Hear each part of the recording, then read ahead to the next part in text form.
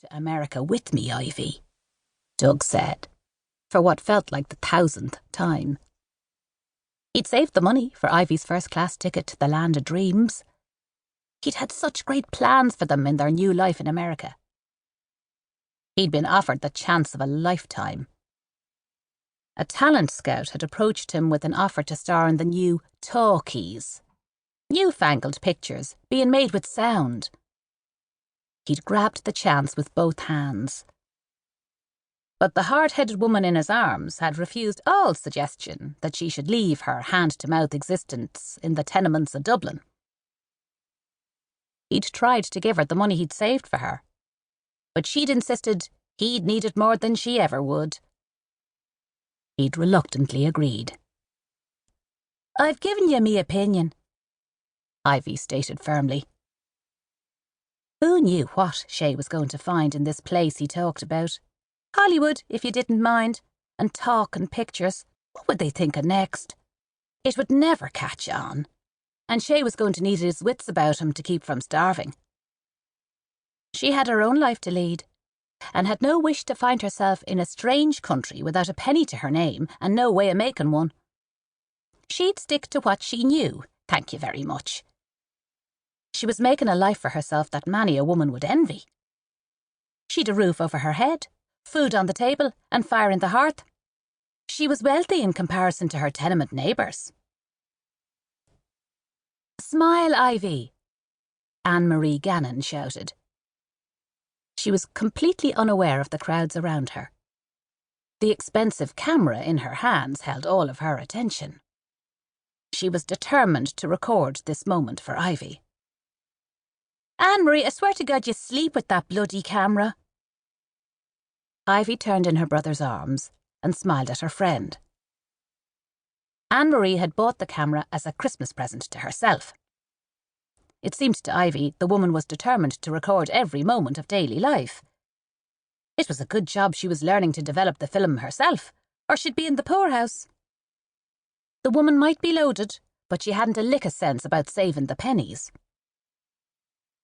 Ann Marie's beige silk suit was bang up to the minute, the shorter skirt length exposing her shining silk stockings and butter-soft beige leather shoes.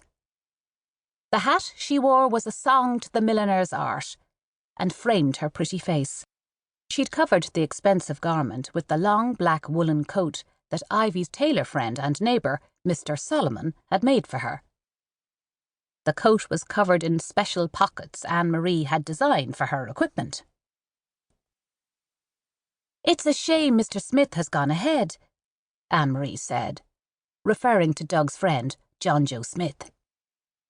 The man had gone aboard the ship with the luggage. He was determined to earn his keep as Doug's dresser.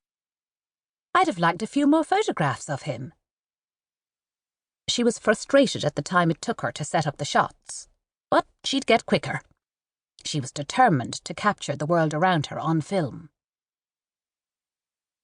"It's almost time, Ivy," Doug said, as a loud bleat from a foghorn cut through the sound of the milling crowd. "Write to me." Ivy hugged her brother to her, her heart breaking. "It will be weeks before I arrive in California." Doug was glad the studio was paying for his first-class ticket to America. He would have to earn his passage by allowing the studio publicity crew to follow him on the voyage. The film crew and John Joe would be travelling third class, but he would be travelling in style. He expected to be asked to sing and dance for his supper. He didn't care. For the chance he'd been offered, he'd stand on his head and whistle if they asked him. "You've seen the brochure of the ship that's going to take us from Liverpool to New York." Doug was trying to distract himself from the pain of this parting. "A floating palace, you mean?" Ivy had been astonished at the sheer glamour of the ship that would carry Shay and John Joe to the new world. The brochure was almost bald now.